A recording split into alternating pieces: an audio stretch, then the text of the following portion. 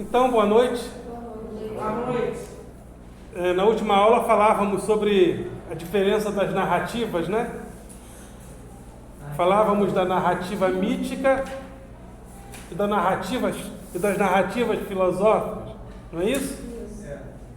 Alguém não esteve na aula passada? Então eu vou recapitular algumas coisas sobre as narrativas, as muitas narrativas. Porque um dos valores do conhecimento é quando a gente identifica a diferença entre as narrativas.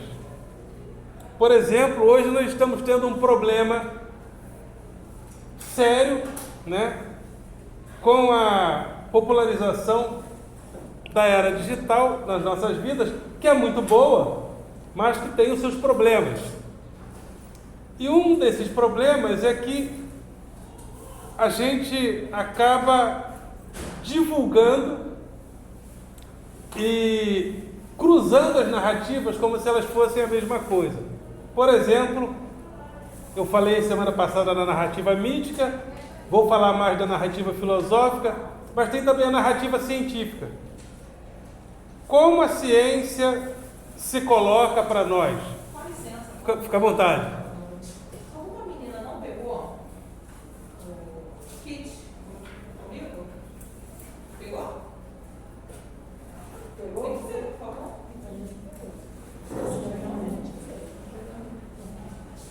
Com licença. Nada, fica à vontade.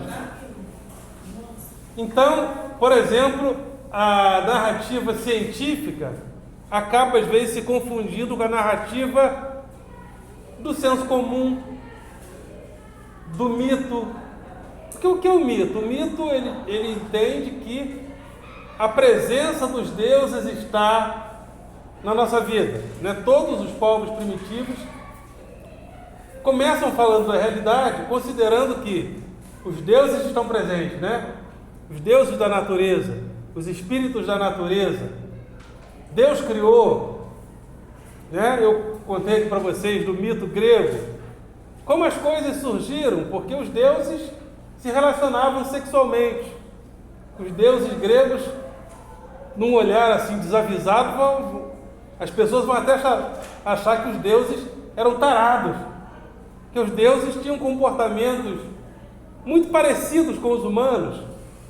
Os deuses achavam uma mulher muito gostosa, se transformava no marido dela, ia lá e pegava a mulher. Os deuses gregos eram assim. Então, a narrativa mítica considera que os deuses estão presentes.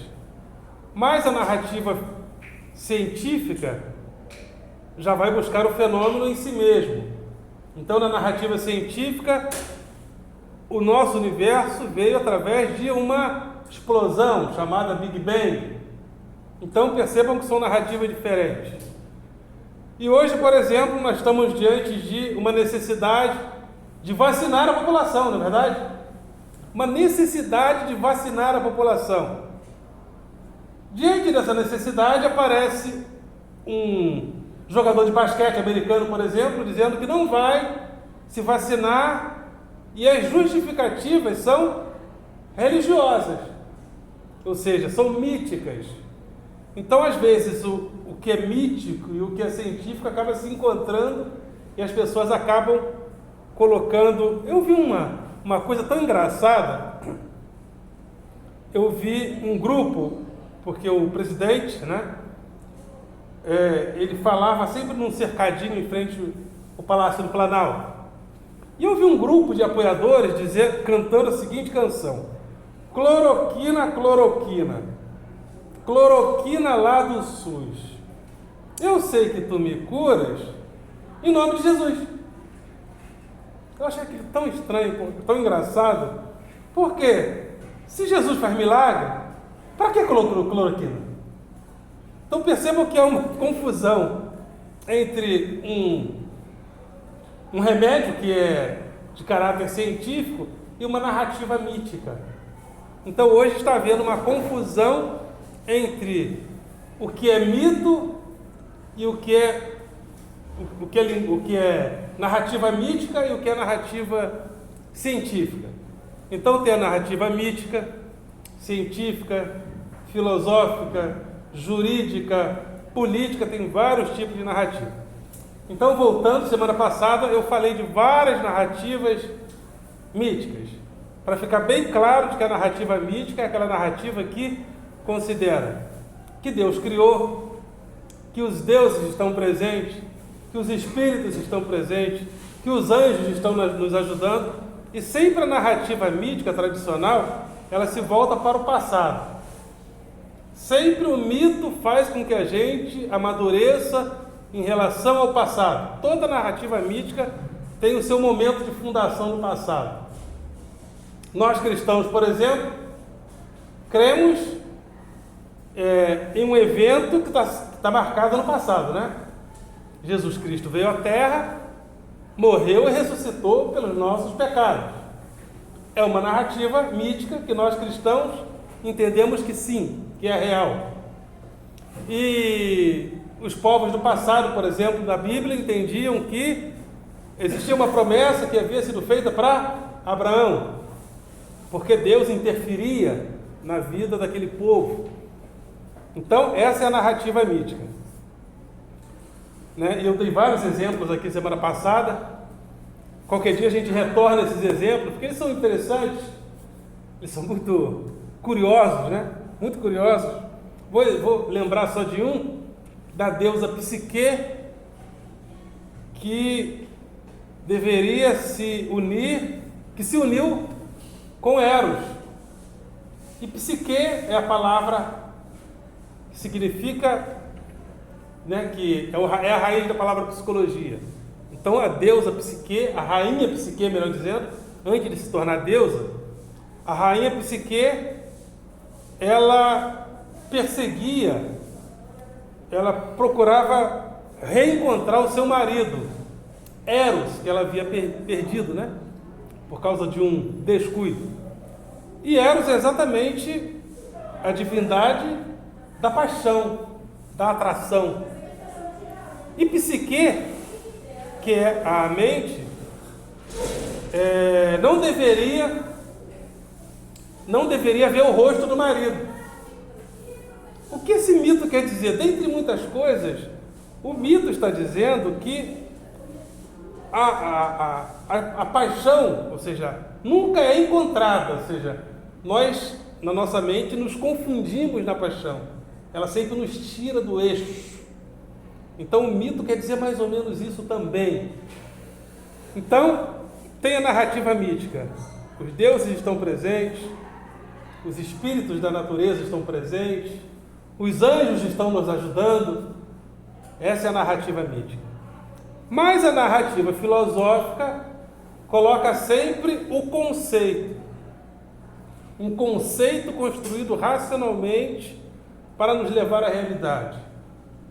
E vários pressupostos que nós temos na nossa vida, várias coisas que estão na nossa linguagem, fazem parte da narrativa filosófica. Por exemplo, o que você entende por liberdade? Já parou para pensar nisso? O que é a liberdade? Para nós, liberdade é um valor individual, não é verdade? Você não tem nada a ver com a minha vida, não é assim que a gente faz? A vida é minha. Não é assim que a gente fala? Isso é um conceito filosófico, que começa a ser construído principalmente ali pelos séculos XV e XVI, porque antes desses valores serem construídos, a liberdade não era individual. Sabia disso? Lá no texto do Antigo Testamento, por exemplo, o Deus, o Jeová, o povo judeu, propôs que o povo fosse livre. Então, vou livrar esse povo do cativeiro do Egito. Vou livrar meu povo. O povo, toda hora queria voltar para o Egito. Lembra disso? Ou seja, se dependesse da vontade das pessoas, o Deus não continuaria investindo na liberdade, porque o povo em si nem sempre queria ser livre. E é interessante que quando o Deus foi chamar Moisés, Não sei se você já percebeu, Moisés não queria ir. Já viu? Ele não queria, ele foi, segundo o texto, porque a ira do Senhor se levantou. Aí ele foi. Ou seja, ele queria ir, ele não queria ir. Então a liberdade, lá no texto, não era individual. Entre os gregos do passado, a liberdade, ela era um valor coletivo, que era ser livre, por exemplo. Primeiro que nem todo mundo era livre. Se você fosse escravo, você não era livre. Se você fosse mulher, você não era livre. Então a liberdade era dada a grupos específicos. Então a liberdade não era individual. O escravo não poderia querer ser livre. A mulher não poderia querer ser livre. Se você não fosse cidadão, não tivesse o direito à cidadania, você não participava da liberdade política entre os gregos. Ou seja, a liberdade não era uma questão individual. Era um valor construído coletivamente. Na guerra, existia também a liberdade do guerreiro. O guerreiro era livre porque ele era um nobre, ele tinha os valores da nobreza, né? Nele. Mas nem todos tinham. O escravo não tinha. Então, a liberdade não era individual. Então, quando a gente fala, por exemplo, ninguém tem nada a ver com a minha vida, você está, direta ou indiretamente, falando de um conceito de liberdade. A liberdade é individual. Para nós, a liberdade é individual. Então, quando a gente fala de liberdade, a gente está falando de um conceito filosófico, que influenciou a nossa vida amorosa, que influenciou a nossa vida social, que influenciou a nossa vida política. Afinal de contas, quando você se relaciona amorosamente com uma pessoa que você sente atração, não é em nome da liberdade? Ou os seus pais é que determinam como no passado? Antes da ideia do romantismo, quem determinava eram os pais, né? Então, nós nos relacionávamos com pessoas, mas não era em nome da liberdade. Como hoje, né? A liberdade. Então, a gente se relaciona com uma pessoa em nome da liberdade. Eu senti, pintou um clima. Se não houver atração, a gente não se relaciona, ou pelo menos, teoricamente não, né? Mas nós fazemos isso em nome da liberdade. Na política, a gente tem direito de expressão, segundo a lei, é claro, né? Dentro da lei, fica à vontade. Professor, licença, posso Fica à vontade.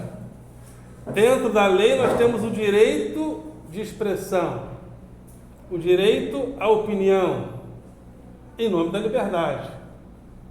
Tanto é que em um país dominado por uma ditadura, o direito de expressão já não existe. Na época antes da República, das repúblicas democráticas, esse direito de expressão não existia. Então é em nome da liberdade que a gente critica o Lula, critica o Bolsonaro, briga nas redes sociais, você é coxinha, você é bolsominion, você é coxinha, também em nome da liberdade, em nome da liberdade de expressão que a gente discute nas redes sociais. Então, a liberdade é um conceito filosófico. Então, repetindo, a narrativa mítica. A narrativa mítica é aquela narrativa que considera que os deuses estão presentes. Sempre o mito está voltado para momentos do passado. A narrativa mítica nos amadurece rumo ao passado. Na modernidade, a gente funda o futuro, a ideia de futuro, né? Que é outra coisa também que a gente funda na modernidade. A ideia de que a gente amadurece para um futuro. É sempre rumo ao futuro, ao desenvolvimento, né? Até pouco tempo atrás, sempre uma reforma era feita rumo ao passado. Vamos recuperar os valores do passado. Agora não, a gente quer construir melhores dias para o futuro. Porque se a gente ficar preso ao passado, a gente está no preconceito. Então a gente deve caminhar para o futuro. né? Então, essa ideia de futuro também é em nome da liberdade. Então, a liberdade é um conceito filosófico. Então, na filosofia, a gente trabalha por conceito. A gente trabalha racionalmente, elaborando, criando e dominando conceitos. Ok? Agora eu quero ouvir vocês. Alguma pergunta? Oi? Tá difícil? Não tá? Né? Se tiver alguma coisa assim. Tudo aí vai ser conteúdo para prova? Sim, sim. Tudo que eu falo é conteúdo para prova, sim. É conteúdo para prova, sim. Mas nesse colégio aqui, eu nem sei como a prova está sendo organizada. Mas a maioria dos colégios a gente enviou, né? A gente enviou o material. Mas o importante para mim é vocês compreenderem esses detalhes, porque ninguém vai ficar retido comigo em filosofia. Oi? Na igreja, quando um rapaz tem uma posição na igreja, quando ele é diácono, ele é solteiro. Sim. Na Bíblia também fala que tem que casar. Sim. Certo? Mas assim, se for um casamento tipo arranjado, só para ter a posição na igreja, isso tem uma coisa a ver? É o quê? No caso, Se na igreja. se o casamento for arranjado, você está perguntando o quê? Sim, porque assim, tipo assim, vai noivar, mas vamos dizer que não vai noivar com obrigação. Sim. Só porque tem que casar, né? Sim. Isso também não é mais liberdade, né? Eu entendo, acho que eu entendi o que você está perguntando. Tá, obrigada, tá? Se tem que casar, não seria em nome da liberdade, né? Só se assim, se ele gostasse mesmo, vamos dizer que tem que casar porque o pessoal da igreja fala, vai casar, coisa assim. Mas eles já moram juntos? Fica à vontade. Eles já moram juntos? Não, 6 meses só de Não. Ele está perguntando uma coisa interessante. Às vezes numa igreja. Porque assim, se eles já morassem juntos, frequentassem a igreja, tem uma tal de fornicação, né? A pessoa está em fornicação. Exatamente. Tem que casar. só tem 6 meses. De namoro? É. Mas a igreja está ainda. Já noivou. Acho que a namorada dele já forçou ele a noivar. Assim, já marcou o noivado. Gente do céu, então ela quer casar de qualquer jeito. Porque na igreja. Porque na igreja existe essa cobrança. Existe essa cobrança. De 6 meses? Principalmente 6 meses? Nem se conhece. Então, principalmente quem tem cargo na igreja. Porque Por quê? normalmente- Não pode. Porque vai, como é que se diz, se eles fizerem. Tem relação antes que vai fazer escândalo na igreja. Entendi. Entendeu? Eu- Aí eles casam, aí eu pergunto pra Ah, se fizer vocês. depois não faz escândalo. Aconteceu isso na minha Oi? Se igreja. fizer depois não faz escândalo. Durou só um ano. Pois se você. Gastou Como se for dinheiro, uma né? liberdade, né? Aham. Falei que gastou dinheiro. Eu sei o que